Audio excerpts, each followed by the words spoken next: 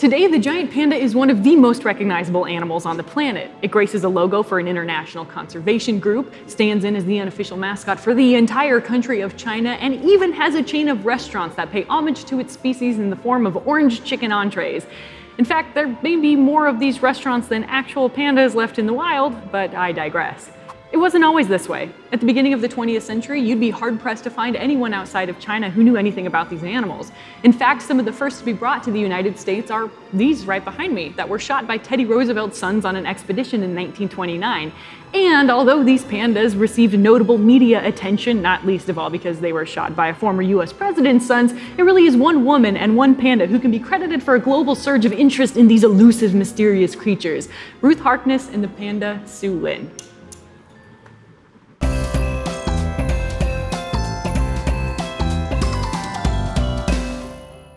Ruth was not the typical explorer of her time, to say the least. She was a flapper, born in 1900 and moved to New York in her early 20s to pursue a job in the fashion and dressmaking industry.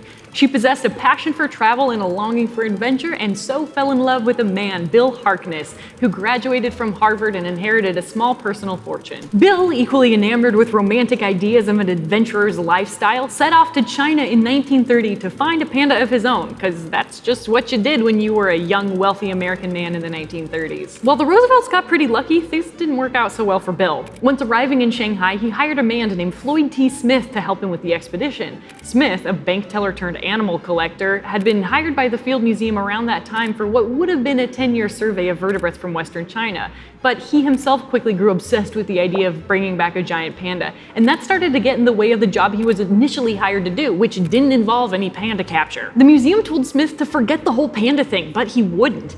After a year and a half of Smith sending back laundry lists of problems and excuses to the field, they asked him to wrap up in 6 months.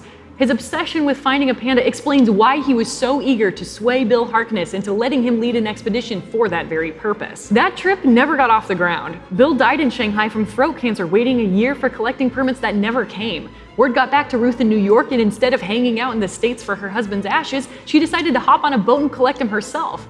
On top of that, Ruth, understanding that her husband had already invested a significant amount of money into expedition gear, figured, why don't I just do this for him? It's what he would have wanted! So she set off to Shanghai, a lone woman with ambition and a small fortune, during a time when the rest of the United States suffered debilitating limitations because of the Great Depression, and women were far from being seen as respected explorers. Ruth arrived in Shanghai in 1936 to a welcome, curious reception of Bill's friends. Floyd Smith danced around the periphery, hoping she might hire him on to help. But after going through her deceased husband's correspondence, Ruth became suspicious that Smith was still taking salary from his accounts, and that he was eager to exploit her for even more money. On top of that, she found no evidence that Smith was competent enough to help her carry out the mission. He had fallen out of good graces with the Field Museum, failed to even set foot in the Chinese wilderness with Bill, and blamed all of this on anyone or anything beside himself. He just wasn't up to the task. So Ruth turned to a local student, Quentin Young, to handle all of the logistical needs. And if you ask me, that was a pretty solid choice.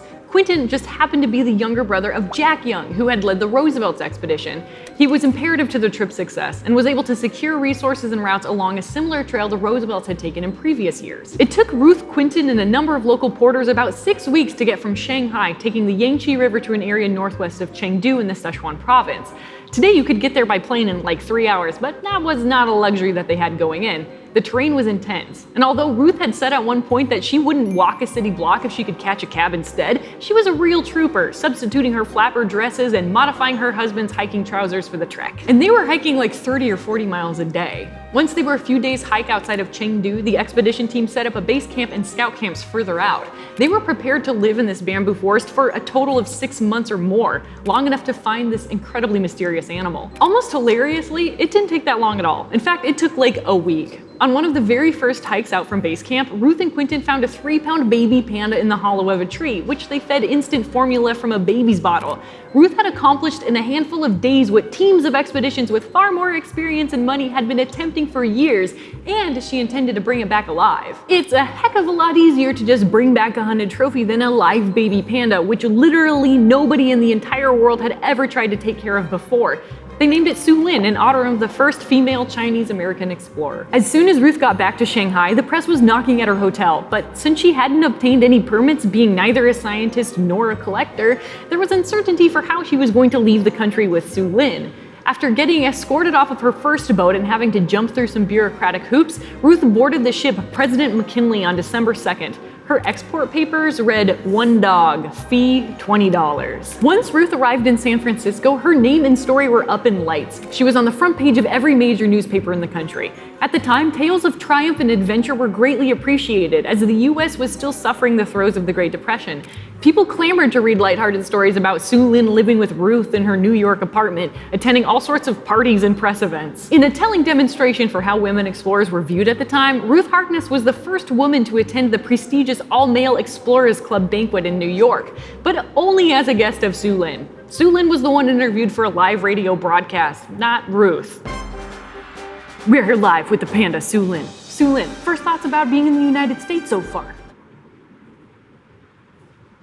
Couldn't have said it better myself. Back to you. Meanwhile, Floyd Smith was slandering her name in the press, writing articles that contradicted themselves and accusing her of buying Su Lin from a Chinese farmer. It was a rivalry that would follow them through the rest of their lives and even beyond. Eventually, Su Lin went on to live at the Brookfield Zoo here in Chicago, drawing crowds of tens of thousands of people, but died after only 2 short years, apparently of pneumonia. Maybe the more shocking thing about the panda's death was how zoologists discovered during the necropsy that Su Lin, long believed to be a female, was in fact male, which really explains a lot about how it never successfully bred with the second panda Ruth brought back from China a year later, Mei Mei. On Ruth's third trip to China, a larger female was captured. But over a period of a few weeks trying to deal with the animal, which was far more unruly than the other 2 babies she had dealt with, Ruth, in a change of heart, decided to return it to the wild. By that time, panda fever was heating up for many Westerners, including people like Floyd Smith, and local Chinese wanting to get in on the money were helping to capture pandas for exportation. While many made it to zoos, many more were killed in the attempts. Ruth saw this panda gold rush as a negative result of what she had accomplished and understandably felt guilty, since her intention was to introduce the Western world to the wonders of China's biodiversity, not to exploit the countryside of its fauna. And although Ruth is often painted in retellings of this story as a foolish socialite and a party girl, there's much more to her character. While she was indeed a heavy drinker and smoker, she was really forward-thinking about panda conservation and adamant to demonstrate respect towards China for the opportunities the country had given her. Instead of bringing back the panda as a pelt or in chains, she had brought it back to the United States in her arms. There's no denying that today the interest in pandas, their conservation, and status as a symbol for endangered species is in full force. Compared to other threatened and endangered groups, pandas receive a significant amount of money, both financially and publicly. This has somewhat created a crossroads in the public eye. The unbalanced interest has the tendency for many people, and some scientists and economists included, to question, well, is it worth it? And the answer to that question really depends on who you ask. For a fun exercise, just Google panda economics. Unfortunately, it's not a bunch of pandas teaching economic classes.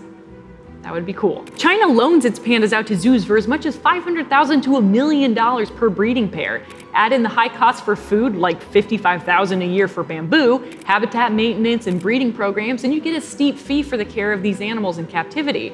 But as a result, just having a panda at a zoo can raise incredible amounts of money. In the case of the Memphis Zoo, the pandas brought $20 million one year for the facility and the local economy. That is a lot of extra revenue that could go back to other animal groups and research programs. And there's a chance that if we can better understand how to successfully breed an animal as difficult as the panda in captivity, then we could do the same for other groups too. All of this to say, it's nearly 80 years later and the world remains enamored with pandas. The next time you see one in the zoo, remember Ruth and her feat of adventure. And back here, tucked in the corner of our mammal hall, you can even come say hi to Su Lin.